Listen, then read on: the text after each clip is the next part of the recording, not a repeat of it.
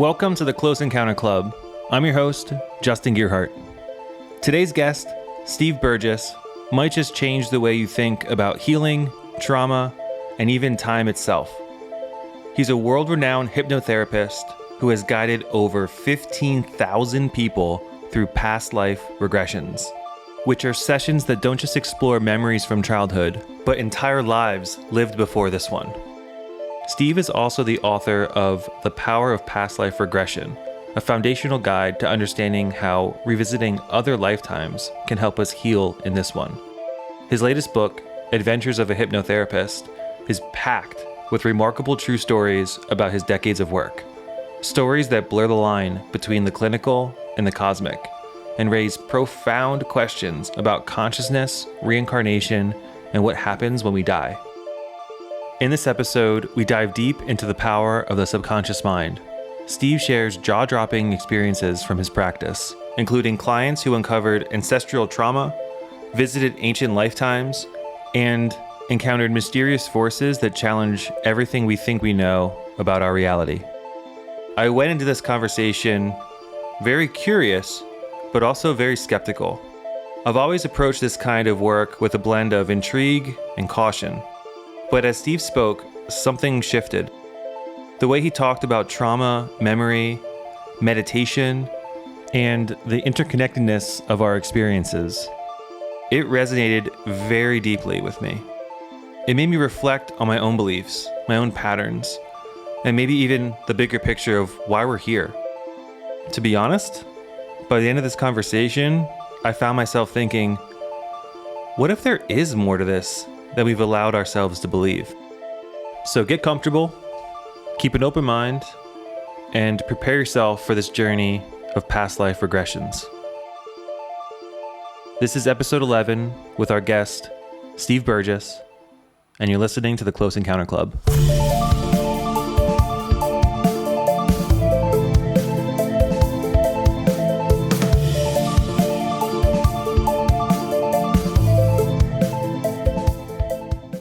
So I'm Steve Burgess. I've been a hypnotherapist now for almost 33 years, over 32 years. In that time, I've completed over 15,000 therapy sessions. Many thousands of those have been regression sessions. My main model of work is regression, and that includes taking my clients back in hypnosis in regression into this lifetime traumas, into previous lives, and into the lives of their ancestors as well.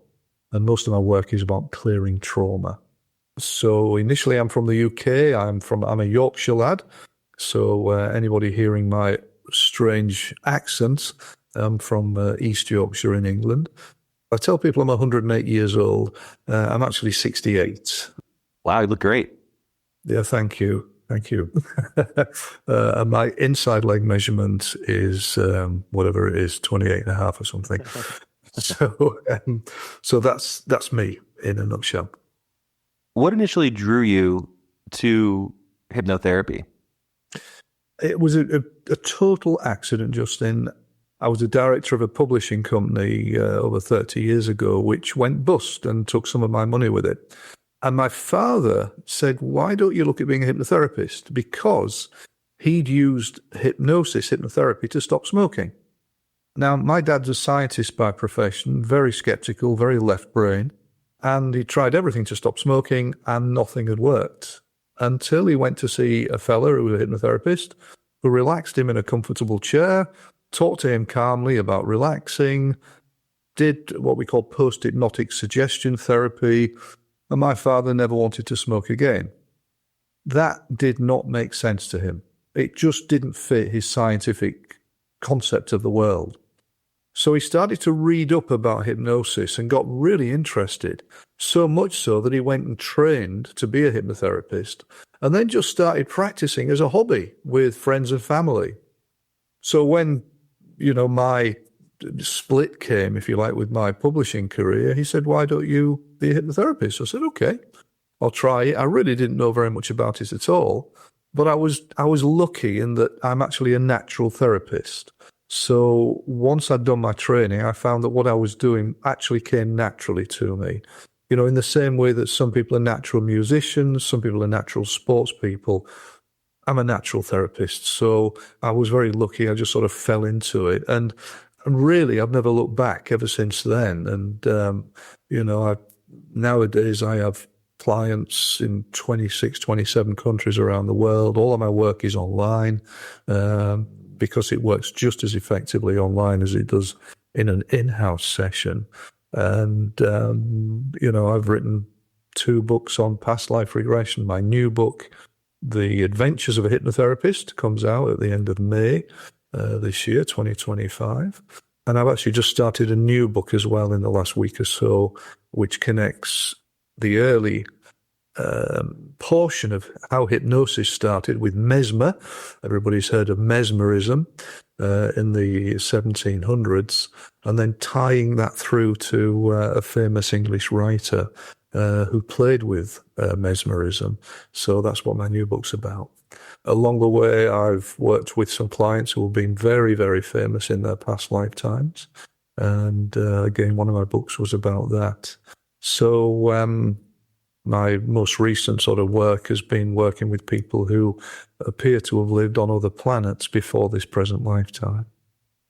So that's sort of a bit of a resume. Could you walk me through, like, if I'm not trying to ask you to hypnotize me right this second, but when a client comes to see you, what does the process look like? The first thing to understand is what hypnotherapy is, or what hypnosis is, because there's all sorts of nonsense talked about this. I call it just a vast amount of bullshit out there. When somebody is in hypnosis, they're in a totally natural state. So hypnosis is not going into a sleep state. It's not being in a coma. It's not being under anesthetic. And I often say this to people. You often hear people say, but people say at the end of a hypnotherapy session, was I under? Because they expect to be under anesthetic. And it's a bloody red rag to a bull, to be honest, that word. You're in trance, you're in hypnosis, you're not under it. So we go into hypnosis, and hypnosis is a totally natural state. Everybody experiences hypnosis at least 24 times a day. So when we daydream, when we drive on automatic pilot in the car, when we watch a movie, when we read a book and we get focused into something, when we meditate, when we're drifting into sleep, drifting out of sleep, these are all hypnotic experiences. What I'm always emphasizing is the naturalness of hypnosis, or trance. That's our jargon word. When somebody's in hypnosis, they're not under my control. They're resting with their eyelids closed, and usually they're in a state of relaxation. So what I tend to say to all my clients really, think relaxation. So at no stage does somebody go into trance and then start levitating around the room with their eyelids closed or something like that. It's never happened yet in over 15,000 sessions. And I sometimes think if it did happen, I'd be straight on YouTube with a video of that because... Yeah. So you're saying that when you go to those hypnosis shows and they tell someone act like an elephant or something, run around the stage, that's not real? It's very, very real. Yeah. Really? The reason is this. Because about 25 to 30% of people are natural hypnotic subjects. I say they have an ability to go into trance. So for me, there are 4 different abilities at trance. There are number ones, 25 to 30% of people who go into trance very easily. So they're very good. Number ones are very good at hypnosis. Number twos are good at hypnosis. Number threes are average at hypnosis, and number fours are just crap at hypnosis. It just doesn't suit them. There's not many people who it doesn't suit because we can all relax. We can all go into trance because it's a natural state. But some people, and it tends to be controlling men who are up their own arses, they don't want to let themselves go. You're not doing anything with me. I'm a man. There's nothing wrong with me. But for most people, we can go to trance quite easily. So a stage hypnotist will use the 1 in 4s, the 25%, the number ones, the people who are naturally good at hypnosis. And what they'll do is they'll get 20 people up on stage and they'll do what we call a suggestibility test. They'll see how good are these people in hypnosis. and they'll wheedle out the people who are not very good, so that then they're just left with the number ones, the 1 in 4s. So if you get 20 people and you do that test, you're going to get 5 people up on stage who are number ones. They then use shock tactic hypnosis. They bang them in the into trance very quickly, which is very easy to do because they're good in trance. They shock them into trance, take them as deep as possible, as quickly as possible. Then they start the act in a gentle, silly way, because the mind works by association. If they try to do too much too quickly, those people who are still, the conscious mind is still working, it would reject what they were being asked to do. But they just do silly things. And then as the act goes on, it gets more and more and more outrageous. So that by the end of the evening, they will do really, really silly things, which they wouldn't have done at the start of the evening. So the beginning, it'll probably get the people on stage to imagine they're a washing machine. And they'll say, okay, well, when you open your eyes, you'll imagine you're a washing machine. And you're going to put your arms out in front of you and imagine that as I open the door, we're going to put a load of dirty laundry in there, close the door, and you're going to start moving like a washing machine. And so all these people are just bouncing up and down on a chair with their arms out, imagining that they're a washing machine. And then the stage hypnotist will say, and now we're putting you on spin cycle, and it's going to get faster and faster and faster. So everybody's going really fast, and their arms are bouncing around on the stage, etc. And then he says, okay, stop that, clicks his fingers, usually says sleep, and they always will use the word sleep, even though these people are not asleep. They'll flop down with their eyelids closed, and then they'll get on to the next bit of the act. And that's a little bit sillier. They'll maybe imagine they're on a horse at a horse race going over the jumps, and they'll be on the chairs going over jumps, bouncing along, etc. So it's very easy to do. People think it's just, these stage hypnotists are extraordinary. Now it's a doddle. You're just playing the numbers game. Sure. You said, though, that a lot of the hypnotists out there are trash, like they're fake, I believe is what you said, or something of that nature. Who are those people? Most hypnotherapists don't like stage hypnosis because it's all about taking the Michael out of people. And we spend all day, every day, putting people back together. So it sort of goes against the grain for a hypnotherapist. Also, a lot of stage hypnosis nowadays is what I call gutter stage hypnosis. A lot of the act will be disgustingly sexual, and in most cases, misogynistic as well. Poor girls are utterly embarrassed on stage by these filth merchants. So it's not that it's fake; it's that it's disgusting, and it's ruining. Horrible. It's ruining the work that you're doing, the righteous work that you're doing. Well, I mean, I think most people nowadays know the power of hypnotherapy and how beneficial it is. So, it doesn't bother me that these people, that's where they're earning their living. But, it's not really right. It's not a nice thing to do. Yeah. There's something you said that really rang true, because I started a meditation practice. Gosh, it's probably, I've been meditating for probably like 8 years now or something like that. I have entered a trance-like state before. And it seems like when I'm in that state, I'm almost problem solving my issues. Like I can't tell you how many times I've thought of an idea or something that I should do or something that I could do to help myself, or at work I've been struggling with this one particular thing, and all of a sudden it just comes to me when I'm driving my car or something like that. So is that a good representation of what you were referring to then? Yeah. Hypnosis and meditation are sisters. Very similar processes. And when you're in a meditative state, you're in a trance state, you're in an altered state of consciousness. So then the subconscious is coming through, you could say, from the back part to the front part of the mind, because the conscious mind is being stilled, usually by focusing on something. In hypnosis, is a focused state of relaxed inner awareness. But just to go back to what you were asking as well, Justin, so in terms of the process, a client will come to me with an issue or several issues: depression, anxiety states, phobias, lack of confidence, sexual issues, physical issues, etc., etc.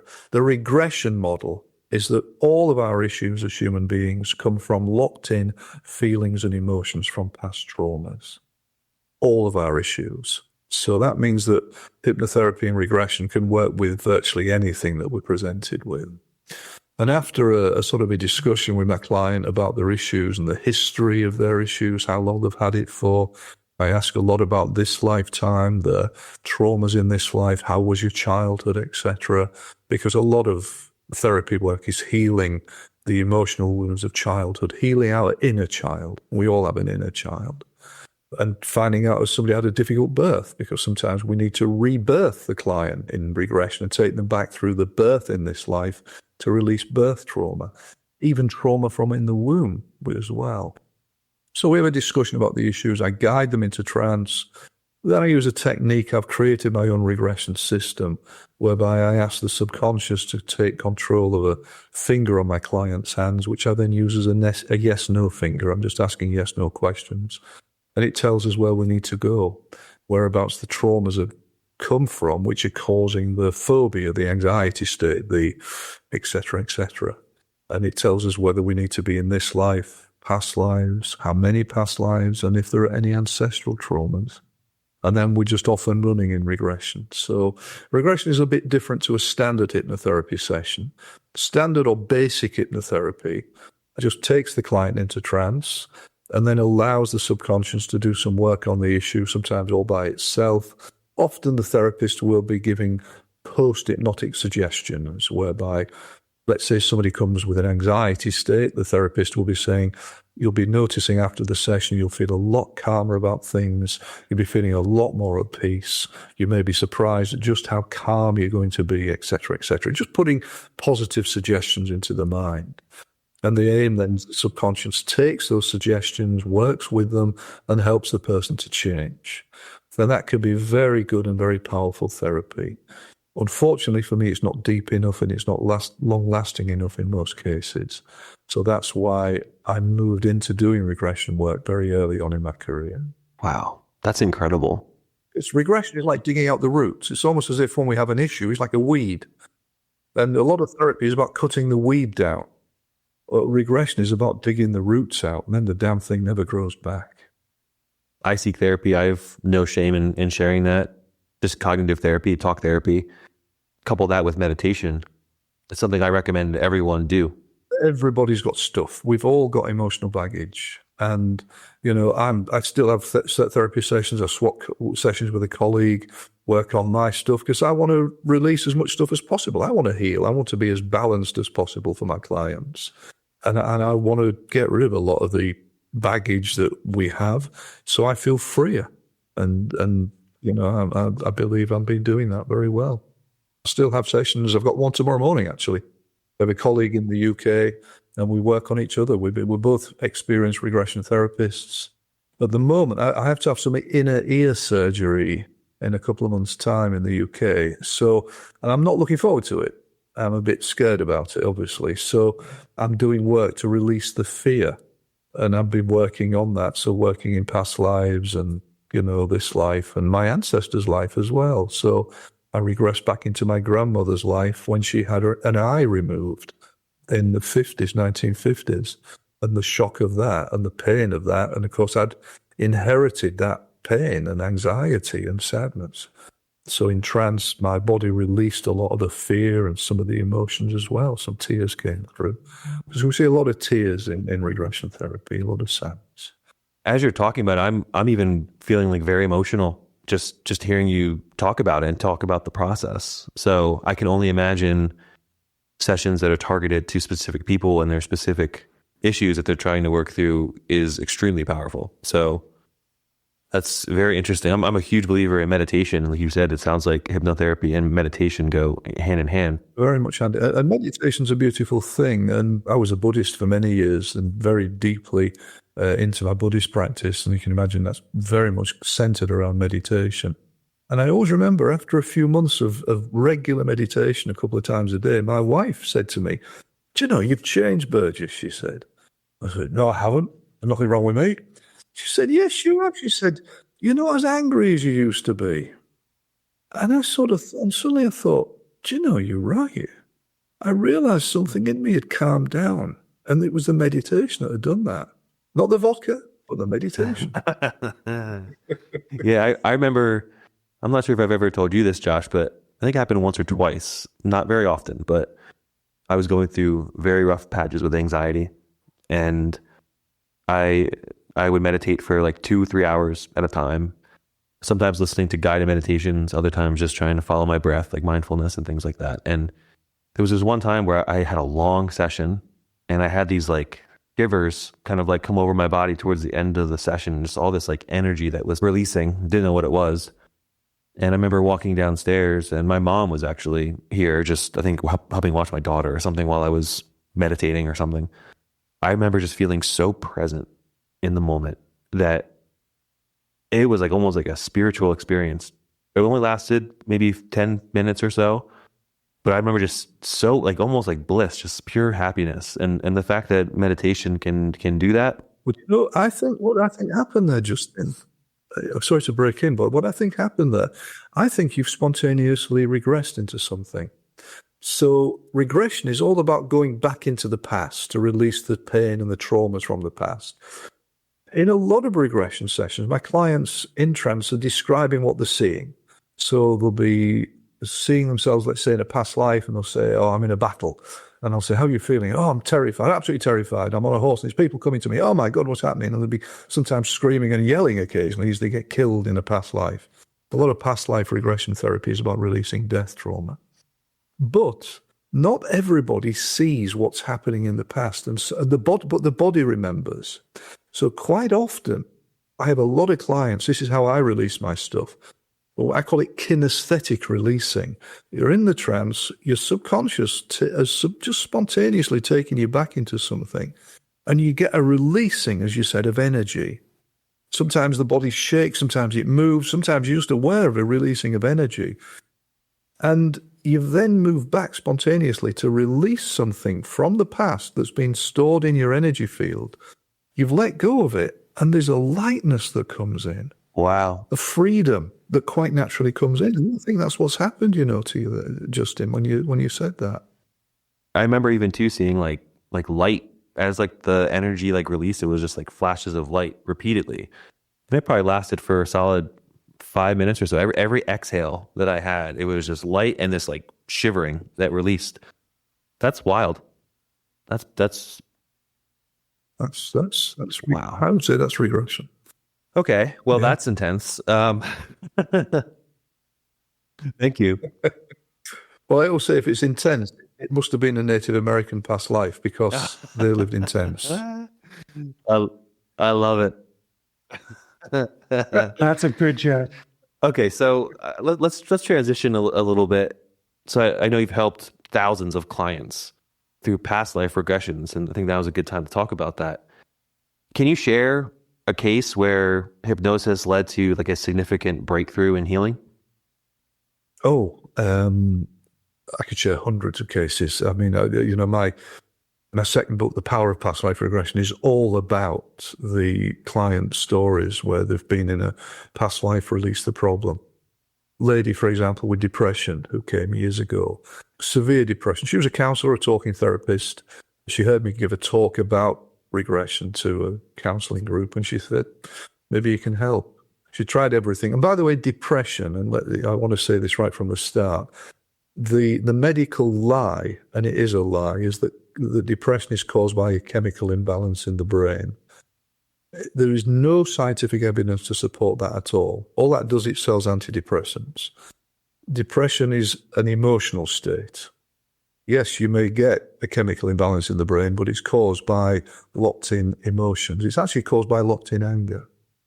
Anger always has another emotion underneath it, which is usually sadness. That's why depression is melancholy, because it's locked in anger, but it's the sadness which is underneath. And this lady didn't know what had caused it, but she'd had some trauma in relationships in this life. But her subconscious, once we talked and I took her into trance, the subconscious indicated that there were several past lives, as well as trauma in this life causing the depression. So we did some work to release the emotional pain of the difficult relationships in her present life, which meant regressing back into memories where boyfriends were kicking her or beating her up, etc. And she released the pain of that. And then the past lives. So in one past life, she was a young woman who had a young child, a boy. This was, I'm guessing, 1800s or something. And the boy died, and she could never come to terms with his death. And eventually, the pain was so much that she just took her own life and killed herself. In another past life, she was hung as a witch. She wasn't a witch. And, we know all about the insanity that went around Europe and America a couple of 100 years ago. I've had hundreds of clients who've been killed or tortured as witches over the years. She just remembered being hung as a lady, a crowd jeering her own children standing there horrified, being made to watch in the past life. In another past life, she was a young flower seller in London in the 1800s, in Victorian times, and she was living in total poverty, malnourished, desperately hoping that the passers-by, as she sat on the cobbled streets of old London, would buy one of her flowers. And she got more and more sick. And one day she was so ill, she dragged herself to a doctor who was a quack doctor, as it happened. And he took her in and he raped her and then stabbed her to death and killed her. So with past life regression, the cause of all of our issues are locked in feelings and emotions from past traumas. So what we're aiming to do is to release the feelings and emotions. It isn't fun therapy. It's not fun. People cry, sometimes people shake, but it's so damned effective. And when it works incredibly well, and it works in most cases. Another past life, she was a young man in battle on a horse, terrified, ran away from the battle, was so scared. Eventually, the horse fell over a cliff and they both died together. But all of these past lives were all causing negative emotions, anger, sadness, etc. We released them all over several sessions. The depression was completely cured, absolutely completely cured. And I saw that lady, she lived in my home city. I saw that lady several times for a few years in the streets, because she worked close by my office in those days. And year after year, I kept saying, how are you? She said, completely well. I'm completely better. Do you think it matters if modern science finds out if this is true, if we had past lives, or if, the science behind all this? I get the sense that it doesn't really matter because it works. Do you fall into that camp? Well, I fall into both camps, to be honest, Justin. So from one perspective, I mean, even in my profession as hypnotherapy, there are hypnotherapists who say, oh, this past life stuff is nonsense. It's all made up. These people are having imaginary experiences and then they get better. And so the school of thought there is that the client has experienced a metaphor, a historical metaphor. And as a result of the historical metaphor, they'll get better. So in one way, it doesn't matter whether it's real or not because they've had a healing. However, for me, I'm all about the truth. And for me, that is a cop-out. And I do it for 1 minute, believe that all of these, or even the vast majority of these past life regressions, are imagined and unreal. Because what I'm looking for when we're doing the regressions, I'm looking for certain signs, very specific signs and language patterns and things that people are saying. I think they're very, very real. Occasionally, we'll get clients who come up with historical evidence, information that I can verify. I don't go looking for that. My work is about releasing trauma, but occasionally I do get clients and we get specific information. So I had one lady, for example, in the UK who was the reincarnation of Queen Mary, Bloody Mary. And she gave me so much factual information. This lady, she was a housewife in Middle England. She'd never read a book on that period of history. And the number of varied, specific, detailed things she gave me, which I then looked up in history books and they were all there. Some of them were so detailed, even somebody who'd read up about the Tudor period in English history, they wouldn't have known this information. She'd never read it at all. And also, why would people want to make this stuff up? What's the point of that? I had a lad came to me who was 13, okay, with migraines, a 13-year-old boy. Now, he didn't know the first thing about reincarnation. He just knew that his mum had brought him to see this weird bearded fella. And his mum said he may be able to help. And his mum sat in on the session and watched the session. his subconscious indicated that the cause of the migraines were 8 past lives. And we cleared all 8 past lives in 1 hour. 1 hour, he was a fast worker. That could have taken some people 8 sessions or more. We worked through all in 1 hour. Nearly always found this, that migraines are nearly always caused by deaths in past lives where there's been blows to the head. And that energy of the blow to the head has been brought into this lifetime. And his subconscious said, there were 8, I didn't say there were 8 past lives. I guided him into trance. His subconscious told me using the finger response, and he went into the first past life. I can't remember all of them now, but let's say the first one, he was a man in the past life standing in a garden, and his wife was having an affair with his best friend. And his wife wanted rid of him, so she comes up behind him with a dirty, great big spade, and she smashes him around the back of the head and kills him, and he just dies. He went straight into the next past life, where he was in a battle, and somebody comes at him with an axe and smashes him in the head, dead. And he went into the next past life, where he was a young boy at school, and the school bully was there, and he kicked the school bully. So the school bully got hold of him and started smashing his head against the wall. And his mum had to be called to pick him up on the way to the hospital. He dies, dead. He went into the next past life, in which he died of natural causes. Oh, that was boring. But then he went straight into the next past life. And in the next past life, he was a man in a bar, and he gets into a fight in the bar, and somebody's punching him in the face, and then they knock him down onto the floor and start kicking him in the head, dead. And he went into the next past life, where he was in the 1960s driving an old car without a seatbelt, and a lorry comes along the side of him and smashes into his car, and his head goes forward and smashes on the steering wheel, dead. And he went into the next past life, where it was an old man climbing an old wooden stair, and the staircase broke, and he landed on his head, dead. Wow. 1 hour, and the migraines were completely cured.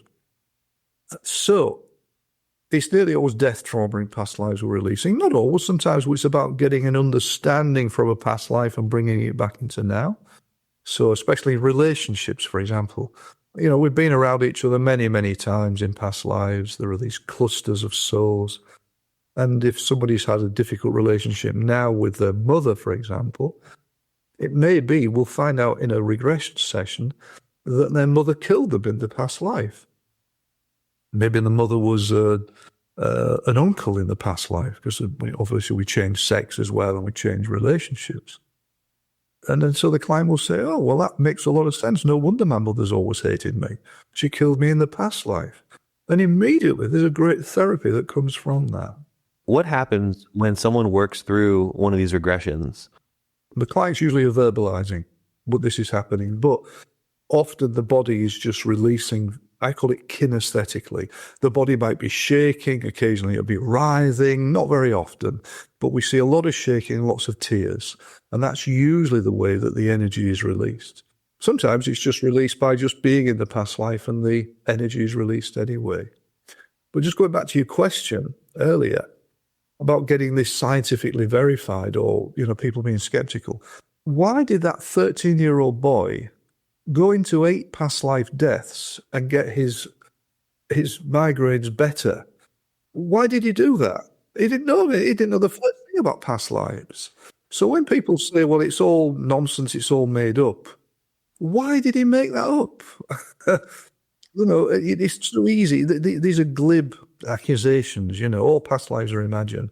No. If people could sit and watch my sessions day after day after day, they would soon change their belief system about this. Reincarnation is very real, past lives very real. And regression, I think, is the most powerful therapy in the world.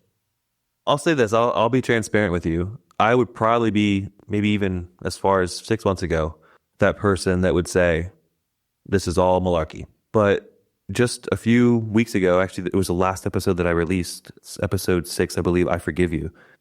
That story really changed me in a lot of ways, and I'll paraphrase it real quick if you don't mind, because I'm really curious to see your take on it. Please.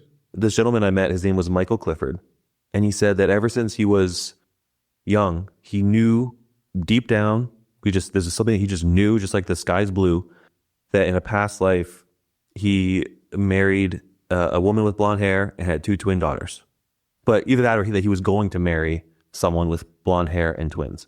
There was just this feeling that he had a connection there. And then one night he had a dream, and in this dream he essentially knew that it was a past life dream, is what he says, and that it was set in the 50s. He had his 2 twin daughters with him. They were in a diner, and he was buying candy for his twin daughters. And a man walked in with a gun, and this is a hold up kind of thing. Give me your wallet. The guy drops his wallet in his dream, and as he goes down to pick it up, the gun goes off, and it shoots him right in the head in his dream. And he falls back. His daughters are obviously hysterical, and the guy didn't mean to shoot him, and he was just also a mess and hysterical. And he's like, "Oh my God, dude, I'm so sorry. I didn't mean to shoot you." And in his dream, Michael says, "It's okay. I forgive you." Okay. Fast forward, I'm not sure how many years had passed, but Michael was at a DMV and doing like a title change with a vehicle or something like that at the motor vehicle place, Department of Motor Vehicles. And he had this voice in his head that seemed to be guiding him. Do this now. Go turn this corner here. Sit here and wait for 5 minutes while you drink your coffee. That kind of thing. And then it said, go to your car to get your papers. And it wasn't his voice in his head. He said it was not your internal dialogue. And as he's going to his vehicle, he starts hearing externally from his head, like someone talking to him. And he's like, what's going on? He was very confused. Eventually he gets to his car, and someone had parked next to him. And the guy gets out of his car, and he realizes the whole time that external voice was this guy that was talking to him. And it was just like nonsense, like just random small talk. Well, they go into the DMV, and the guy is kind of waiting for him, and his voice is still in his head, like, telling him what to do. And again, long story short, he goes back to the car, and this guy follows him. And this random guy tells Michael, "You see that license plate number that I have?" And Michael's like, "Yeah, it's just a bunch of numbers." And he said that on that date, the guy starts crying, that he was in a store with his wife and kids, and someone came into the store and shot him in the chest. And this guy tried running after him and eventually fell and collapsed. And the next thing he knew, he was waking up in the hospital. And this guy had a wad of like $100 bills in his breast pocket in his shirt, which he says he never has money on him. He never has cash on him, especially not that much. And apparently the bullet hit that wad of money and stopped the bullet just enough and didn't kill him. And for some reason, this guy felt compelled to share the story. Very, very fascinating story. And I'm just curious, in your research and in your work, does that sound familiar? Have you heard that kind of thing before? Or is that something that is like an anomaly? It could be a bit of both. I mean, it certainly sounds past life-ish. And, it certainly sounds that there's a deep connection there of some sort. I mean, it's hard to say what, but the fact that happened, I mean, it's quite an extraordinary. It's not that's not a coincidence, is it? I mean, it's just too big to be a coincidence. Much too big. I agree. It really is. Wow, that's a great story. Yeah. Something, Steve, that you said before, I just wanted to go back to, and that was you mentioning that migraines can mean potentially a lead injury in a past life. Are there other examples in your work of similar traits or ailments that seem to consistently point to an event or a particular experience in a past life? The school of thought in regression therapy is that all physical issues have emotional causes. And those emotional causes can come from this life, past lives, or our ancestors' lives, or all three. I had a gentleman, for example, who had severe back pain. He was in his 70s. He had very, very bad back pain for a number of years. Nothing had worked. And he had heard about the work that I do. I guided him into trance, and he went back into a past life where he was fighting in a battle, and somebody came up behind him with a spear or a sword and stabbed him straight through and killed him, in the past life. And of course, he felt, you don't feel the pain. I mean, you can't feel the pain of the past, but you can feel the energy of it and the emotions and the fear of dying. And so then guided him through the death into spirit. And we always feel quiet and calm once we've left the body and go into spirit. And the back pain was completely released, absolutely fully released. I have been working with a gentleman just recently. Well, I'm working with all sorts of things at the moment, which are unusual. I'm working with a gentleman in the UK with Parkinson's disease, because Parkinson's disease, in my opinion, is caused by locked-in fear. And he carries a lot of anxiety, a hell of a lot of anxiety. And in our first session, he went back into a previous life where he was a young boy who was being brutalized by a man that was brutalized sexually and physically. And eventually the man killed him. He was incredibly tense in the session. You can imagine, it was pretty horrible to relive that, but he relived it. He had the courage to work through it. And after the session, the difference in him, his anxieties are much more, he's much quieter in himself. He felt much better, much calmer. And there's been a sort of a reduction in the fear in him. So we're continuing to work in this way, and I think we're going to be able to get a good result here. Might not be able to cure the Parkinson's, but I'm sure we're going to be able to reduce it really quite dramatically. I've had a gentleman recently with very rare illness called Olmsted's disease. And this is where it started when he was a child. He's gone through life. He's now 60-something. He's gone something like 50 to 60 years without any doctor knowing what it was. And in this disease, skin builds up on the foot, on his feet, on the base of his feet. And it can be so thick, if it isn't cut off, he wouldn't be able to walk. So he spent all of his life going to a chiropodist who would have to slice the skin off. And you can imagine as a 6-year-old kid having that done. Very, very painful. Only recently he accidentally found out what it was, and it's called Olmsted disease. But the anxiety in him, because of all the pain and everything he's been suffering, they have now got an off-label drug that is actually helping him with it. So the pain isn't there like it was. But again, we've worked through several past lives. Most recently, he was a knight in medieval times who was leading people into battle very, very confidently. And then he got killed in a battle. Somebody speared him in the back and he died, or hacked him with an axe. And again, his anxieties have virtually completely gone away. And I know that we're also going to be working to heal the Olmsted disease as well. Years ago, I had a lady who came to me with a severe liver disease, a very rare liver disease. We found there were, as well as traumas in this life, there were 2 past lives causing the liver disease, which is where in one of the past lives, she was a Native American squaw, and raiders came in, another tribe came in to raid the village. Native American came up behind her and grabbed her by the face and then stabbed her in the back, through the back with a knife. And of course, that went exactly where the liver is in this life. She died, and then in the second past life, she was a young teenager murdered by the Nazis, probably in Poland. And she was stabbed and bayoneted in the back, again where the liver is, and then thrown into a river where she just died, floated downstream. We even did surgery as part of her treatment to work on the liver problem without any anaesthetic, and it was a magnificent success in a major hospital in the UK. So, these are just sort of a few examples, and again, in Power of Past Life Regression, and also my new book, The Adventures of a Hypnotherapist, then I'm detailing quite a lot of these cases there. The sheer number of stories that you have like this is incredible. It's not just, one story here, one story there. I can tell you have literally hundreds of stories at the ready that you could just put in a book. I do a one-man show. I call it The Power of Past Life Regression. I mean, at the moment, we're just talking about past life regression. Obviously, regression is also ancestral life and this life. But I do a one-man show where I try to do it for 2 hours. Well, I could go on for 3 or 4 hours because I've got so many stories. And then, and also where the regression nowadays is leading with, we're doing regression with past lives on other planets, people who are starseeds in this life, And even me and my team now, we're discovering a new way of working in regression called surrogate regression, which is where we can do regression on one person, but somebody else can get better.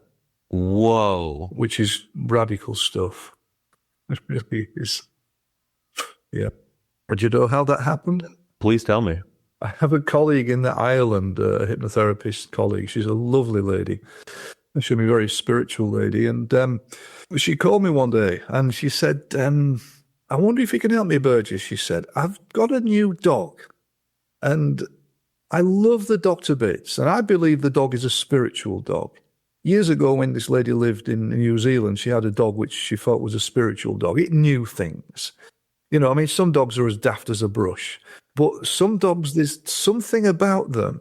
And she even used to keep the dog in her office for her hypnotherapy sessions, feeling that the dog's energy was actually helping the session in some way.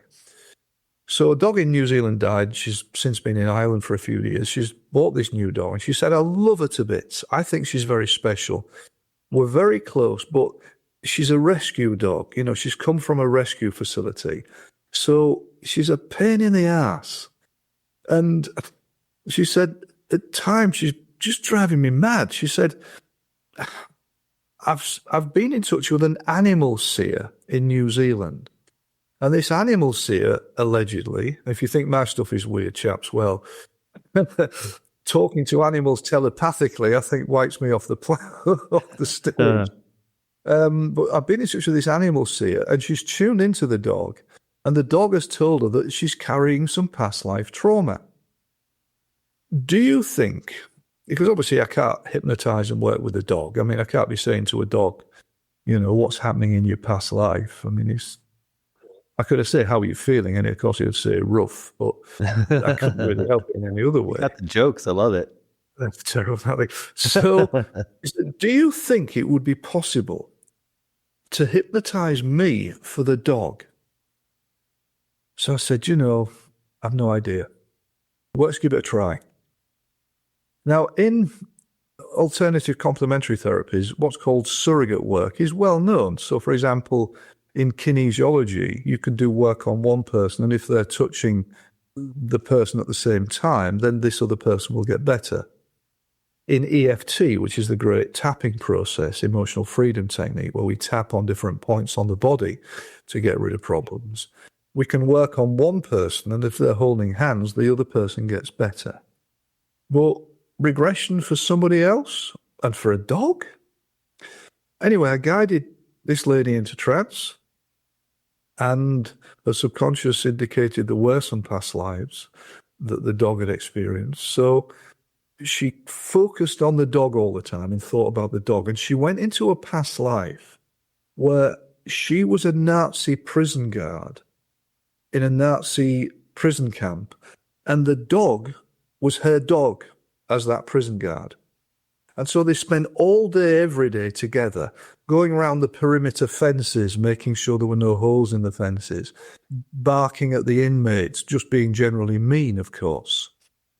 And this went on for some time until, and my client, she's a female in this life. In the past life, she was a young man, a young guard, a Nazi guard. And this young man did not like what was going on in that prison camp. He just couldn't cope with it anymore. So he helped some of the inmates to escape. But he got caught helping them. And immediately what happened is the Nazis just killed him, just blew his brains out. And of course, the dog in that life was completely bereft. It had spent 24 hours a day for several months with this human being, and suddenly they'd gone. So, of course, it had been bereft, and it had brought all that fear of losing her into this lifetime.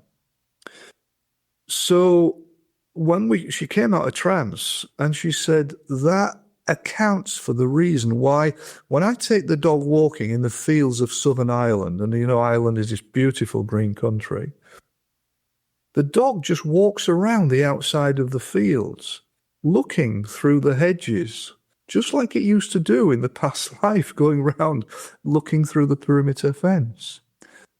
And after the session, and we did another session a couple of weeks later, she said there's been a radical change in the dog's behavior. She has really calmed down. She's so much quieter. She's now doing what I ask her to do. But she said, more importantly, she's not following me around like a shadow. She said she's been a bloody nuisance since I've got her. I can be in the kitchen cooking. I'll suddenly move one way and I'm nearly falling over the dog. She's at my ankles. She can't leave me alone. She said she's fine now. She doesn't want to be, she's quite happy sitting on the other side of the room. We did another session where they were both in a past life together as extraterrestrials. So not in human form, but as extraterrestrials. They were both on a space mission together on a spacecraft. They came back to their home planet and to the city where they set off from to find it was completely deserted. They'd been away for years. And as they're walking around the deserted streets of this planet somewhere, all of a sudden this green gas suddenly appears from nowhere and flies over to them and asphyxiates them and kills them. So in some way, this gas had been the thing which had wiped out the planet. And so they both died together.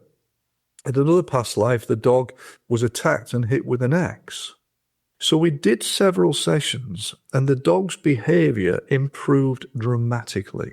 In fact, after one of the sessions, she said, I went downstairs after the session. And by the way, the dog was not in the room. It wasn't listening, so there's no placebo going on here. It was in another part of the house. When she went downstairs, she said, I have never seen her so joyful. Me and my boyfriend, she said, she was so joyful for the rest of the evening. We just couldn't believe the difference in her. So I then thought there may be something significant here. I'm not really interested in doing work for animals because that's not me, although it might be something I'd be happy to do ultimately. But the surrogate work. So we've been experimenting. I have a team of therapists who I work with who are brilliant regression therapists. We've been experimenting and we're finding that this surrogate regression is working. I have a lady, for example, in the States at the moment. She's a dentist in the States and she's got a couple of sons who are in the 20s. One of them was very, very depressed as a result of the breakup of a relationship. And she said, he's really draining me because he lives with me and all the time he can't get his head out of this. He's just in pain all of the time. He doesn't want to work. He doesn't want to do anything. And she said, it's a real pain. He won't have therapy. Is it possible to do the work on me for him? So we went back into a past life of her sons. And in this past life, the son was, again, he was her son. He was in his 20s, in a relationship with a girl, but another boy wanted her. So they fought for her. This is probably several hundred years ago. They fought for her, and her son died. Also, the girl in the past life is the girl that he lost in this lifetime. It's the same soul, the same person. So she felt all of his feelings in regression.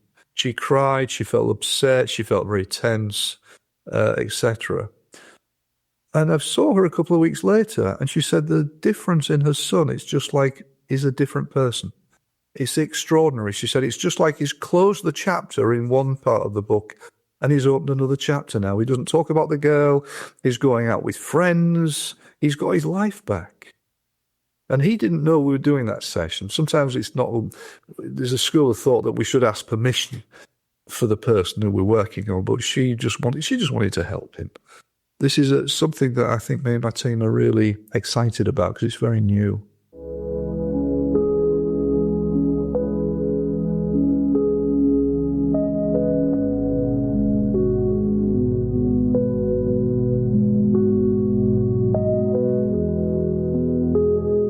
All right, we're going to take a quick break, and then we'll be back with the rest of our conversation with Steve Burgess.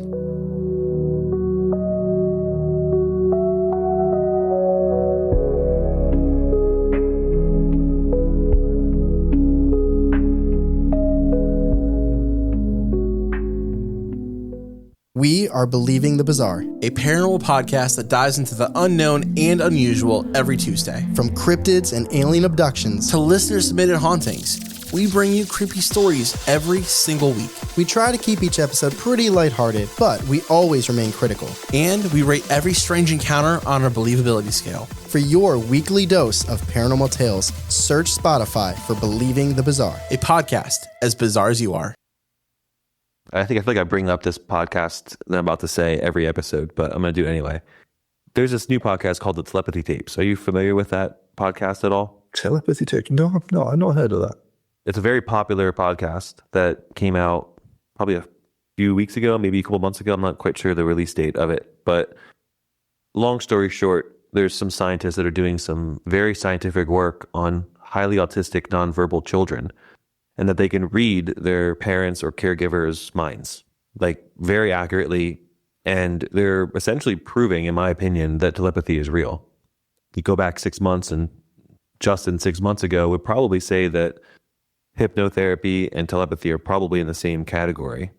Present Justin thinks that there's things about consciousness that we don't fully understand. And I think the work that they're doing on this Telepathy Tapes podcast is very good, very scientific. There's video evidence. They're doing things the right way, and the results are incredible. Hearing you talk, I can't help but draw parallels to what they're doing and your work. You have so many examples of this helping people. If you go down the path of, let's just say telepathy is real. Okay, consciousness is not in our brains. There's this field of consciousness that we all connect to. If telepathy is real, where I can read your thoughts, right? Then who's to say that when we die, we're not reborn again, reincarnation, and it goes back in, and there's a cycle to it, and that would go a long way in going back to what we were talking about earlier, like proving past life regression and all these things is a very real thing. And then, it's just incredible. A couple of things there, Justin, that first of all, the telepathy thing, we do sometimes find when we have a client in trance, their subconscious already knows what we're going to ask. So it happens sometimes. I often say in a therapy session, there are 4 elements. There's my client's conscious mind and my conscious mind. And up here, there's their subconscious and my subconscious. And we're all in this altered state together. Okay, I don't have my eyes closed, but there's an energy there. And sometimes my clients, the subconscious knows what I'm going to ask before I'm asking the question. Sometimes a finger is rising just as I'm about to ask a question. The client will say, I knew you were going to ask that. It's this idea of proving regression, proving past lives. I would suggest that for me, the proof is extraordinarily massive. First of all, in the thousands and thousands and thousands of past life regression sessions that people have around the world, not just with me, but with other past life regression therapists. Why do people do that if reincarnation wasn't real? Because most people come to me, haven't got a clue about reincarnation. Well, actually, I'll rephrase that. Years ago, they didn't. Nowadays, of course, I'm so well known for the stuff I do that people often come because I'm the past life person. But most people don't really know about past lives. But when they'll come to a therapist and they spontaneously regress into past life, where on earth does that come from? Secondly, there are these cases where we do get verifiable historical information. And there are certainly, these young children who have been coming to the parents and with past life stories. And occasionally they've got so much detailed information that, there's the young boy in the States who constantly for years was drawing aeroplanes crashing into ships and ships going down and war scenes. And his parents wonder what the heck was going on.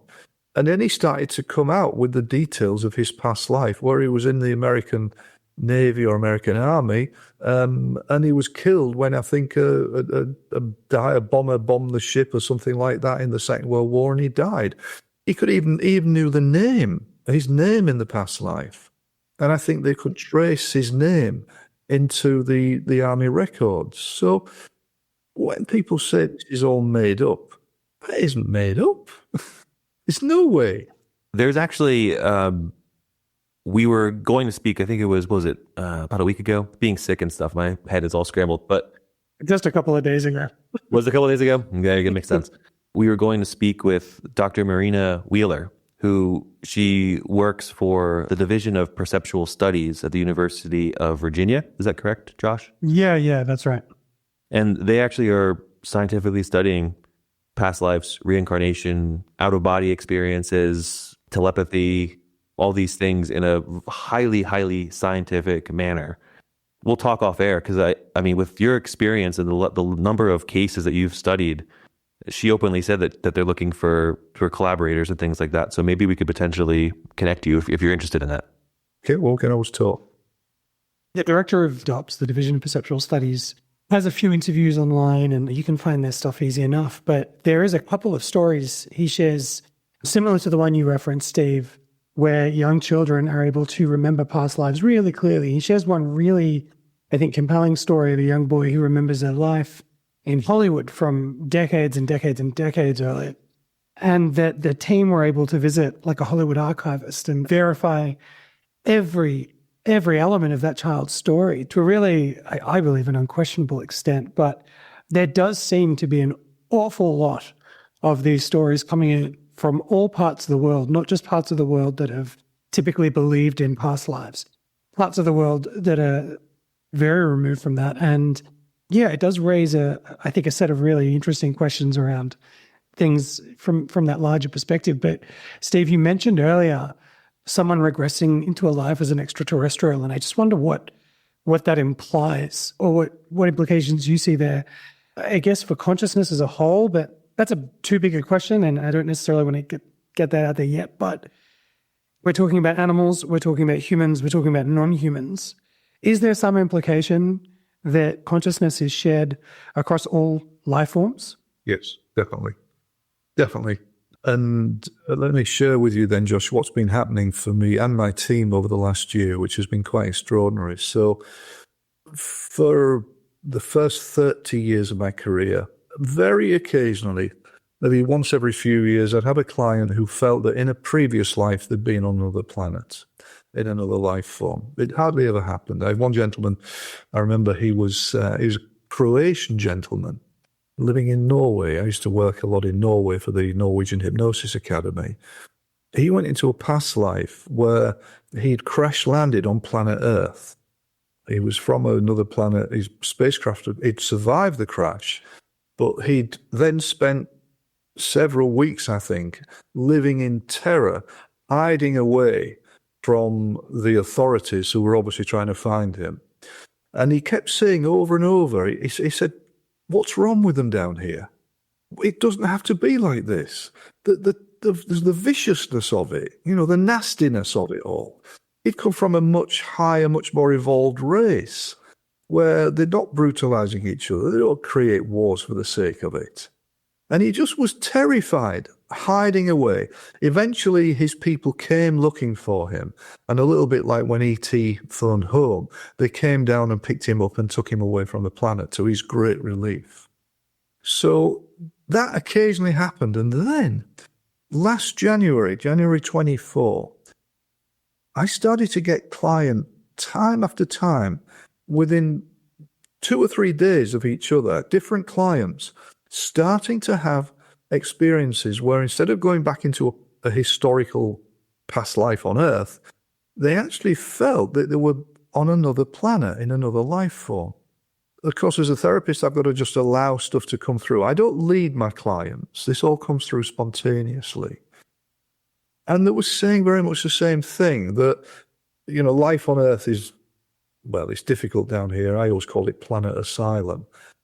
There were very often people who have struggled in this life on Earth, in this present lifetime, to cope with the nastiness of being on Earth. They were all very sensitive people.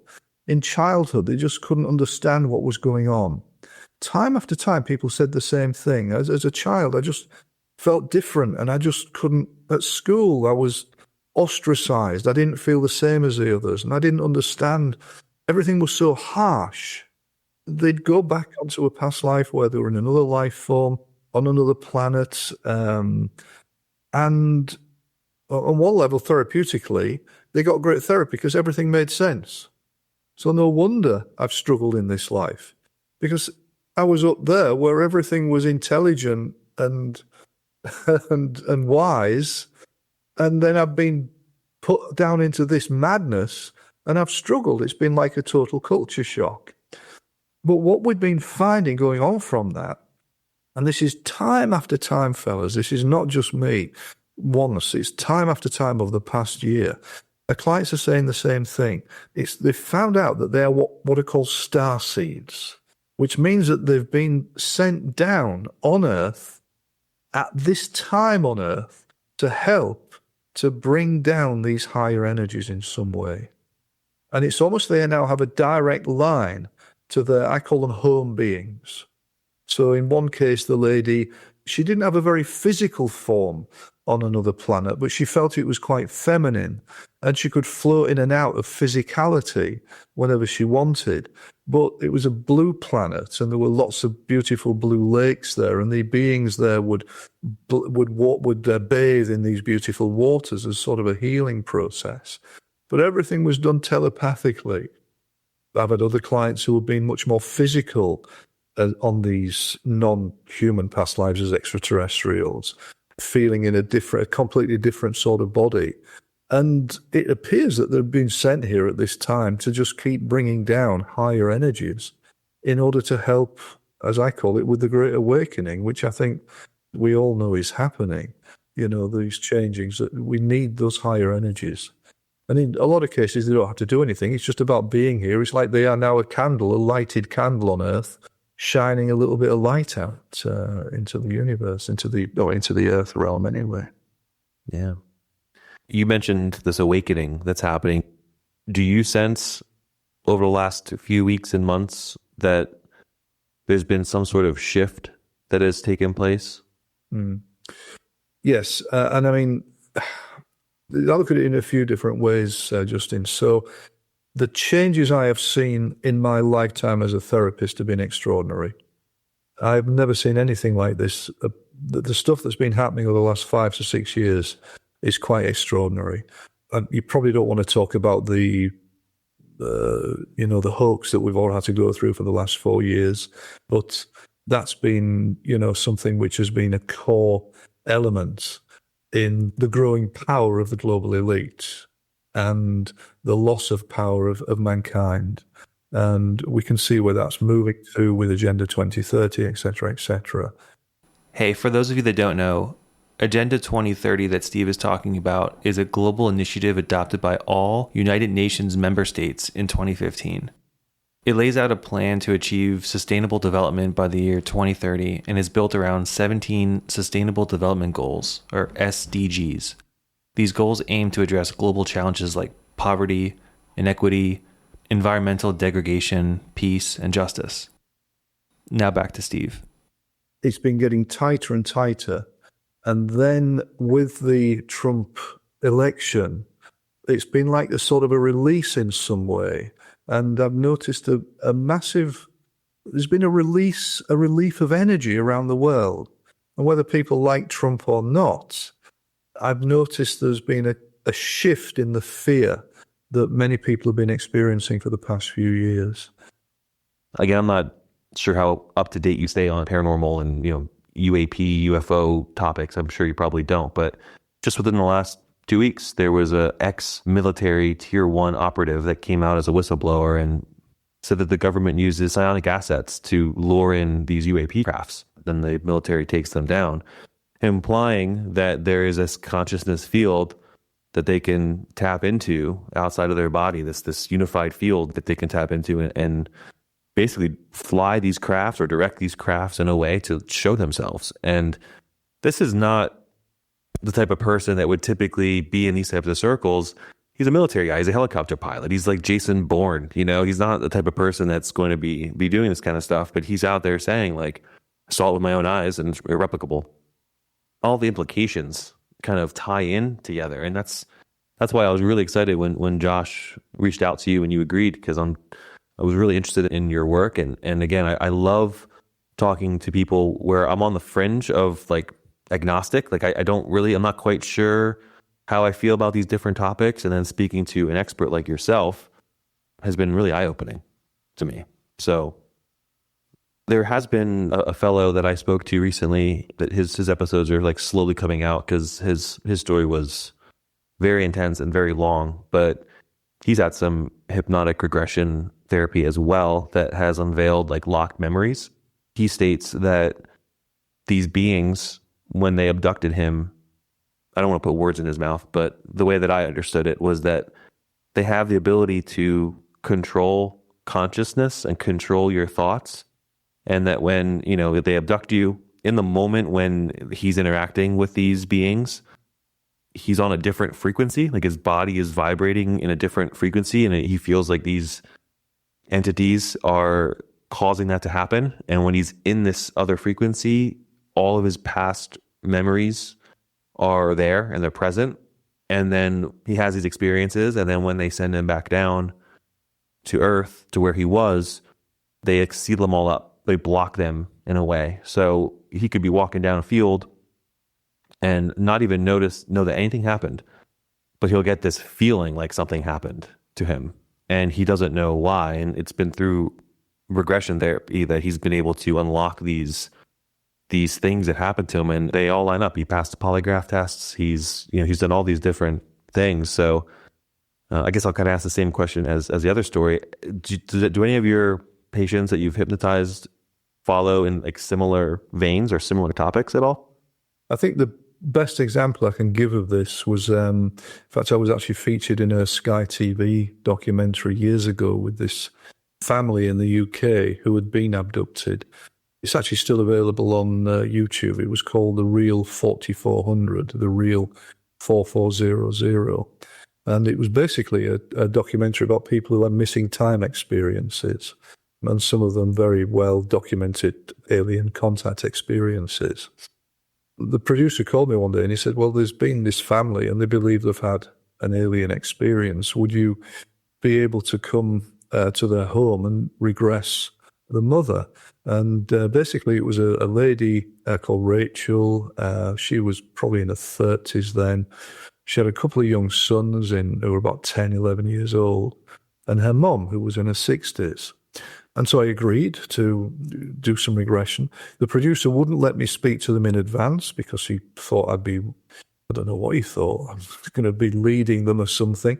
So I had to sort of go in very cold, arrived at their home. In fact, as soon as I arrived, the TV cameras were on me. And, it was just like, all I needed to do was get out and have a pee because I've been driving for hours, but the TV cameras were there. And I had to sort of build rapport with Rachel very quickly in her kitchen over a cup of tea. The story is that Rachel and her two sons and her mom had gone for lunch one day in a restaurant. As they drove away from the restaurant, were driving home, a spacecraft, a UFO, suddenly came down alongside the car as she was driving and was shining bright lights into the car. And they all felt incredible feeling of euphoria, absolutely euphoric. But then immediately the thing shot off at the speed of light. It just totally disappeared. And they all felt a real sense of sadness and let down. It was as if, wow, we just had this great, we felt so elated. And they felt very let down. And all they could do all the way home, of course, was talk about this extraordinary experience. However, they arrived home to find out that the journey, which should have taken 20 minutes, had taken an hour and 20 minutes. They'd lost an hour of time, and they knew something had happened, but they didn't know what had happened. So they were really struggling with this because the boys were getting nightmares. It was just in their heads. They couldn't get closure on it. They knew something had happened. A local UFO group in the UK tried to help them, but some other people had seen some things the same day in the sky, but not to the same degree of them. So I had a chat with Rachel, and then we filmed the regression. So I guided her into trance, and I took her back to the day of this alleged incident. And then she started to remember what had happened. And basically what had happened is the spacecraft had come down around the car and lifted the car up from the road, and then had taken them up several hundred meters, she thought, into the air. In some way, they were taken out of the car into the spacecraft. They couldn't see the beings that were there. They knew they were there. It was very dark. But she said it's like they're on the other side of a screen. But they're communicating telepathically. And they keep saying, we're not going to hurt you. We're not going to hurt you. It's as though they just want to check us out in some way. As she said then, and very much she's got her eyes closed in trance and she's just talking to me what she's reliving from that day. She said there are like lights that are coming down and they're shining. It's like they're X-raying us in a way. They're going up and down us, around us. Sort of, it's as if they're sort of tuning into us. I think they were like X-raying in some way. And all she could feel again was euphoria. And then suddenly she started to cry. She got very scared and she said, no, not the boys, not the boys. And then she suddenly relaxed and she said, it's okay. They're telling me it's okay. They're not going to hurt us. They're not going to hurt us. They just want to check things out. And so they had this, all four of them, these lights were shining around them, and then they were put back into the car. The car was taken back down onto the road. The spacecraft disappeared, and she carried on driving on the road, and they drove home. So she'd remembered 90% more than she'd been able to remember before. So it does appear that these beings are able to wipe the conscious mind, so we don't remember things, but they can't wipe the subconscious for some reason. I don't know why that is, but the subconscious is the deeper mind, the 99% of the mind that we don't use in an obvious, overt way. You said something there that literally gave me chills all up and down my back, because when you said the white light was shining on her, kind of like scanning her, Jeff Selver, the gentleman I just told you about that was abducted, he described the exact same thing. He was on the ship. He was in like a tube. A tube came down, like a clear tube, and then this white light scanned him. And he said they actually gave him, it was like an advanced MRI where like it was this almost like a tablet kind of glass. And when you move it to the side, you can actually see like the internal organs and things like that in full color, like full HD color.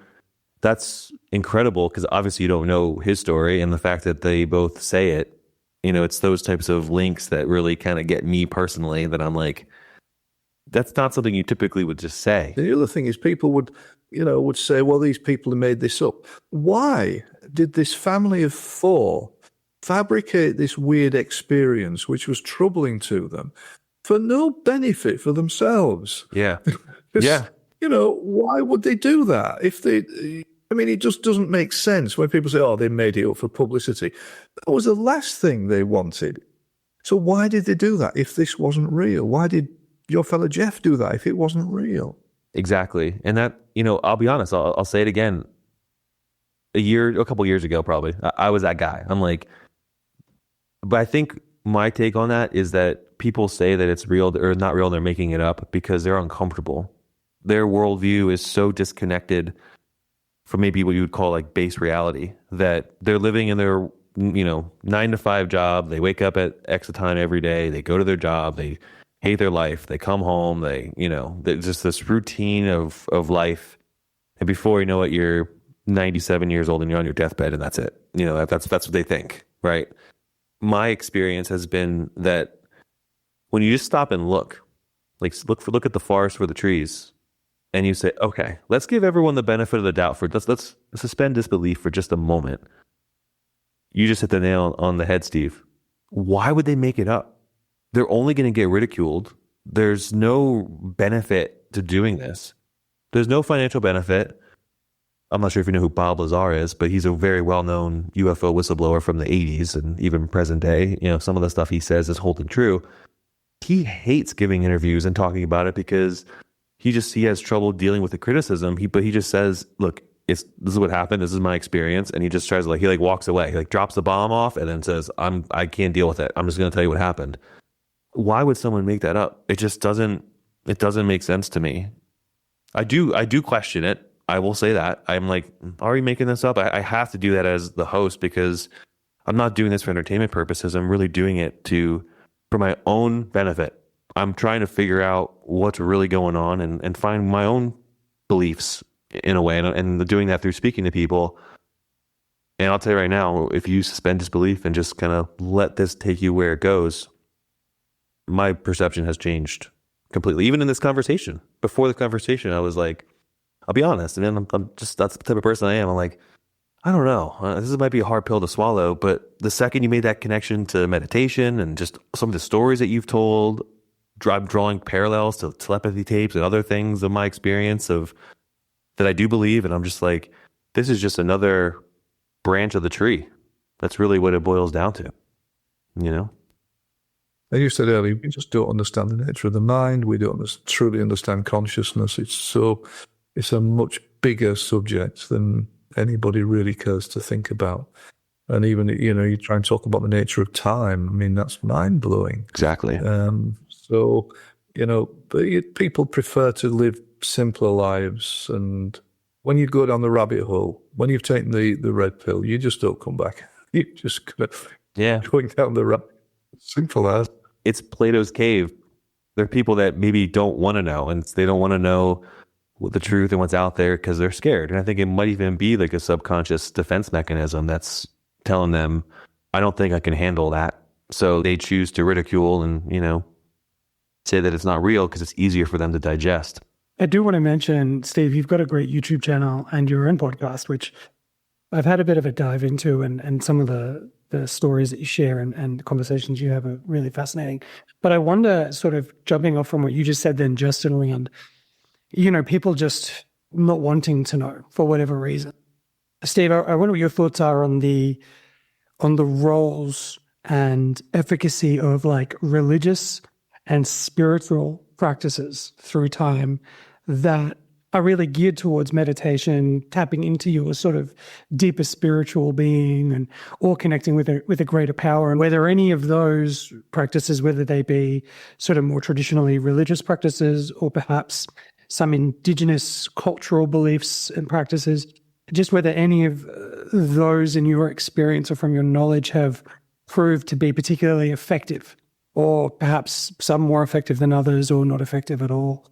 I'm just curious where you stand on that, what your thoughts are around some of those. Most religion appears to just be about controlling people. There's such a big element of control. And one of my favorite researches recently is to look back at the early years of the Christian church and the Gnostic Gospels and what was going on in the early years of Christianity. And it was so unsettled. There were so many different types of Christianity, you could say, before the Orthodox got involved and took control and then shut everybody else down. I mean, for example, there's a school of thought that Jesus taught reincarnation, for example, and that all references to reincarnation were taken out of the Bible in something like 453 AD or something.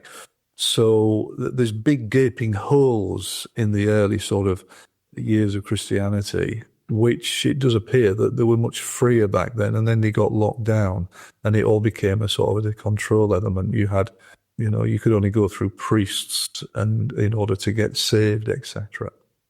But I think there is a spiritual element, the sense of spirituality, what I call non-duality, has always been there. I think the concept of oneness, the concept that everything is connected, nothing is separate, has always been with us as mankind. I occasionally get clients who would regress back into past lives, let's say at the time of Atlantis, which, as you know, is controversial. Some people say it never existed. But I have clients who have been back at the time of Atlantis, and it was a much higher level of civilization back then than we have now, a much more spiritual civilization, a much more intelligent civilization, which started to fall apart as opposed to as a result of mankind's greed, certain people being greedy and wrecking things.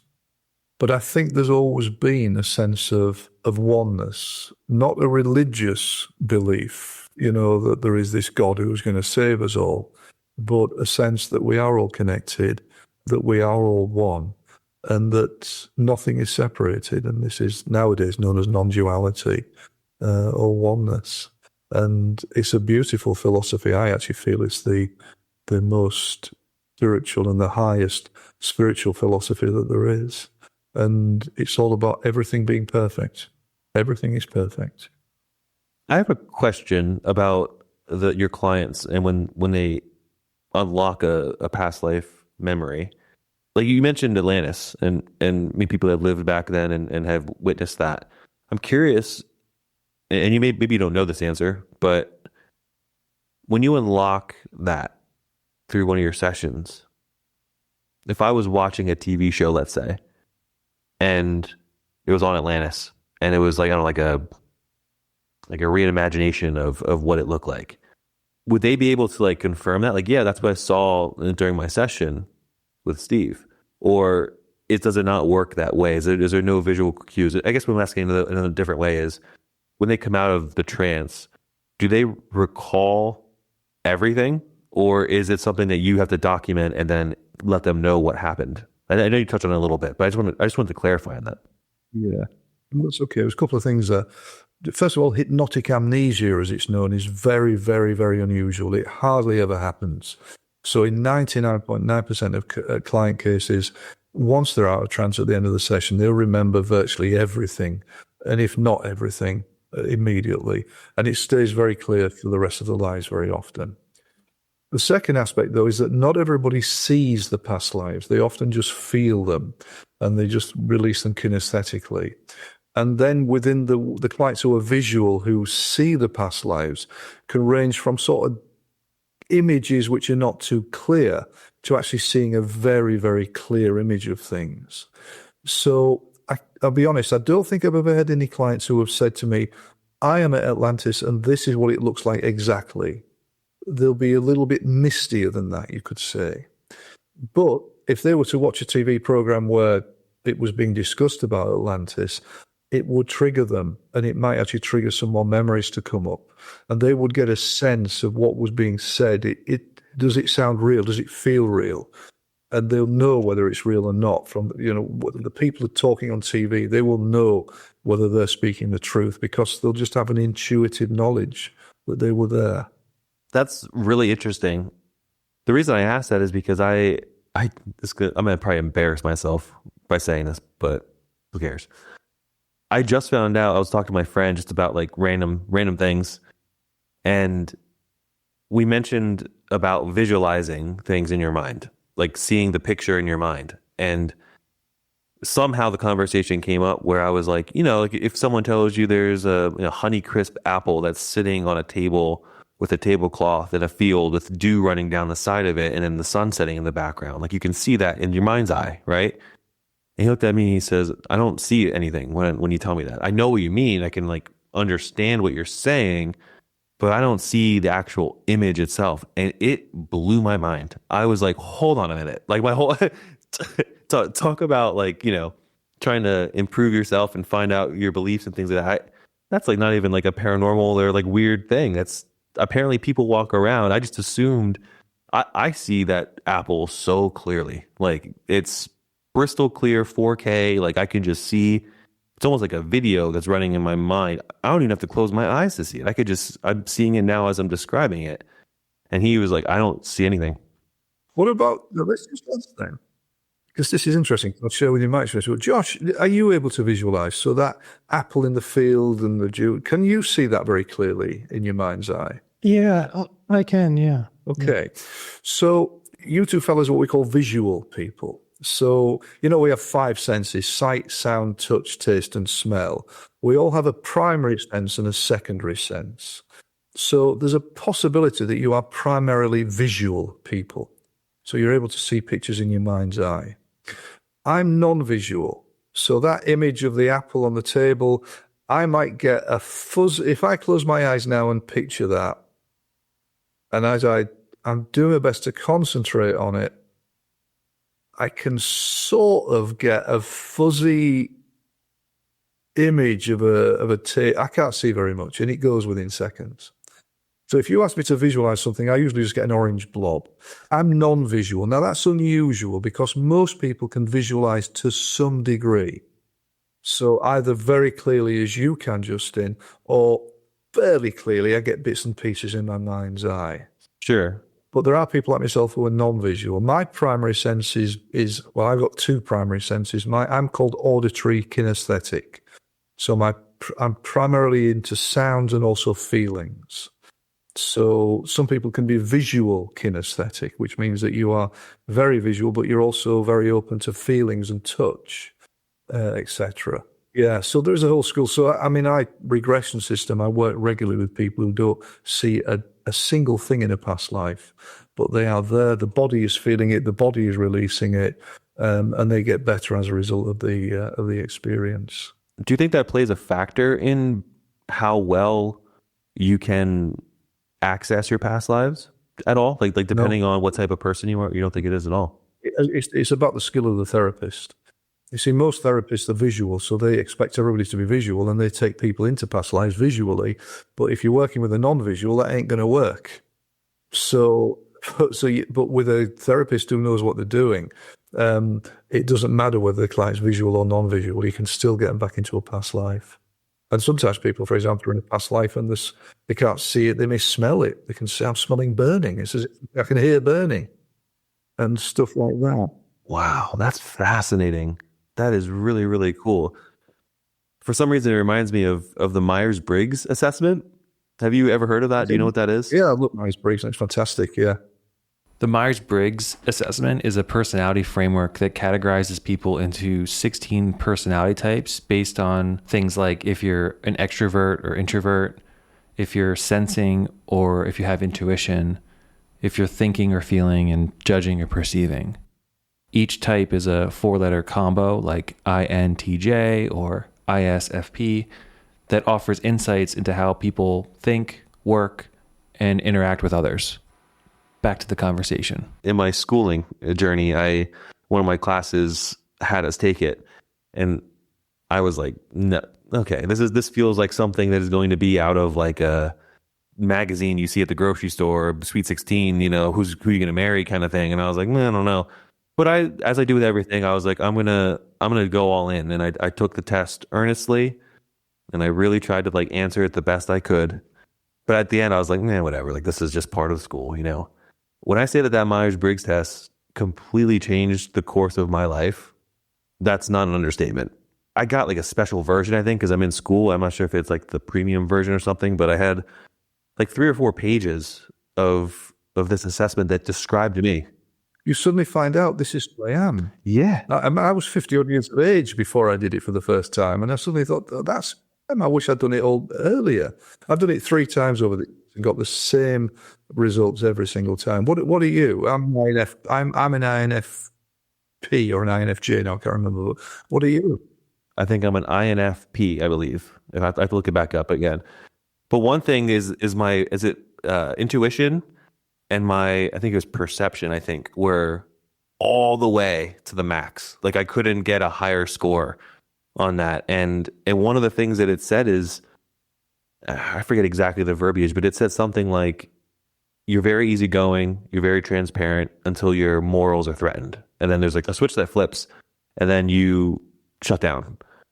And just that one like couple sentences, I was like, holy, I didn't even realize that about myself. And it really has like, when I'm in conflicts with people at work or, just interpersonal drama or whatever, and I'm in that moment, I have this awareness now that I didn't have before. So I don't know, for some reason, this conversation kind of led me to discuss that because I found it's very interesting how I picture myself with the assignment to take that test and being like, nah.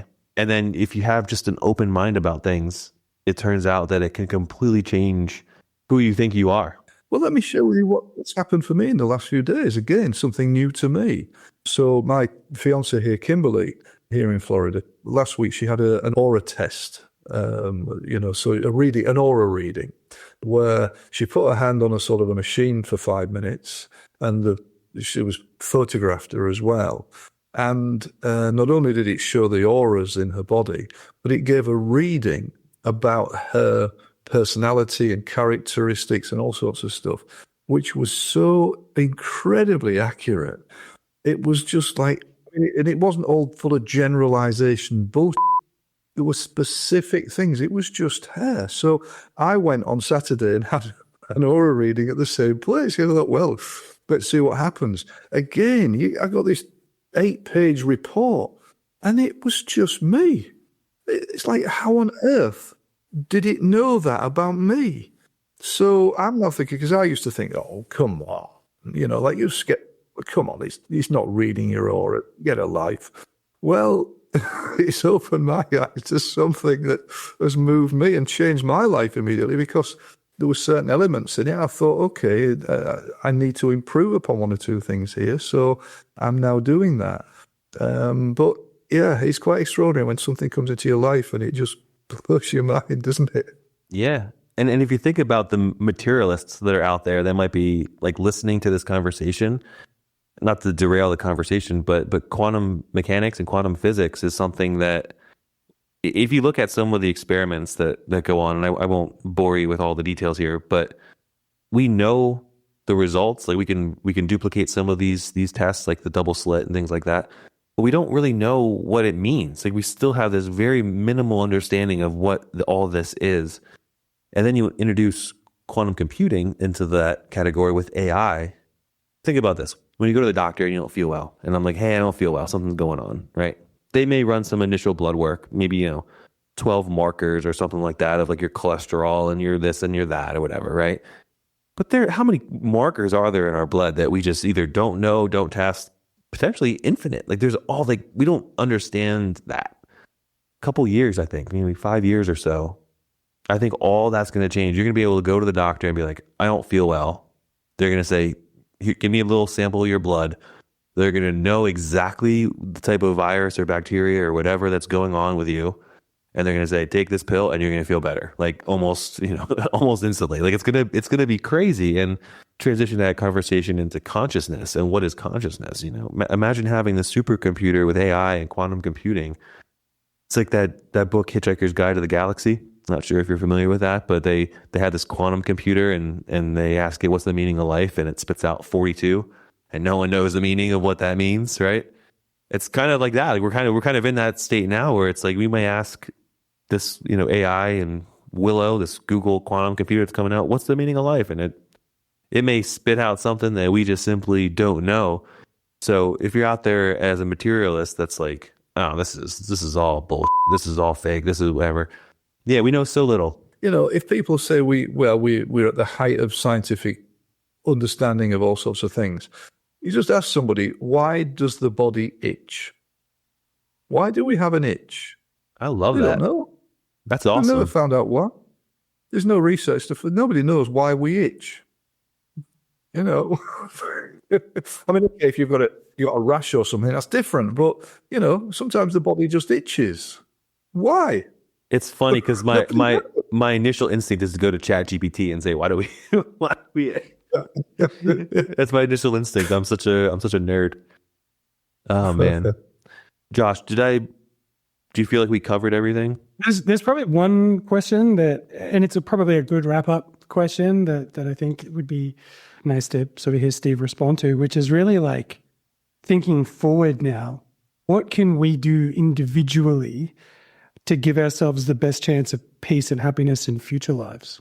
That's a great question, Josh. Yeah, it's a brilliant question. I think there are a few things, Josh. So first of all, admit that we all carry emotional baggage. And if we don't work on that emotional baggage, the chances are we'll take it into our future lives. And it's just going to keep bogging us down. So for me, therapy is massively important. If you can heal and release some of your emotional baggage, first of all, you'll live your life more freely now. Life will be easier. You'll feel calmer. You'll be less reactive. Because most of us are reactive to subconscious stuff 24 hours a day. We become less reactive. So we live this lifetime in a much more peaceful way. But secondly, by healing our emotional baggage, we don't take it into the future. And so therefore, future lives are going to be easier for us, much less difficult and much less reactive. Another thing we can do is learn to meditate or do Qigong or Tai Chi, which is where we are then calming our energy field down. And I think that also is important.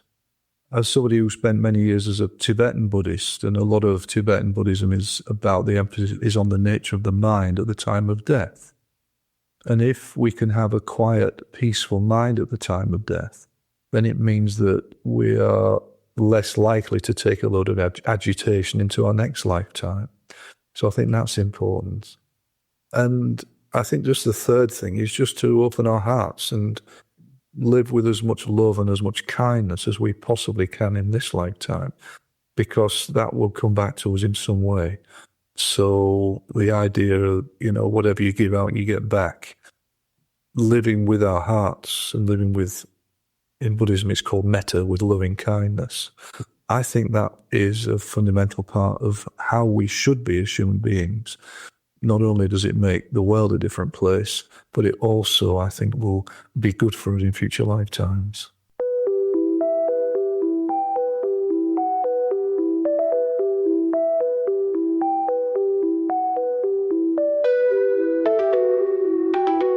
All right. I hope you really enjoyed the conversation between Josh, myself, and Steve Burgess. If you'd like to learn more about Steve's work, you can find him online at steveburgesshypnosis.com. I'll put the link in the description just so you can click on it, make it easier for you.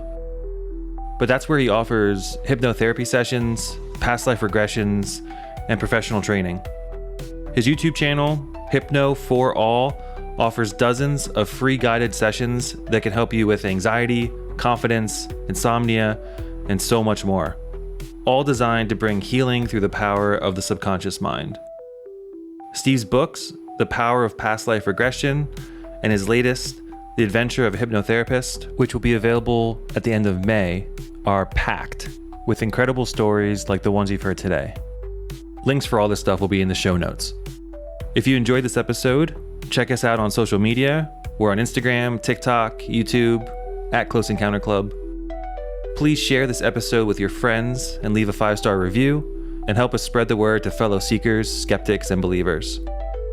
This episode was hosted and edited by me, Justin Gearhart, produced by Josh Barretto, mixed and mastered by the one and only Brett Jarvis.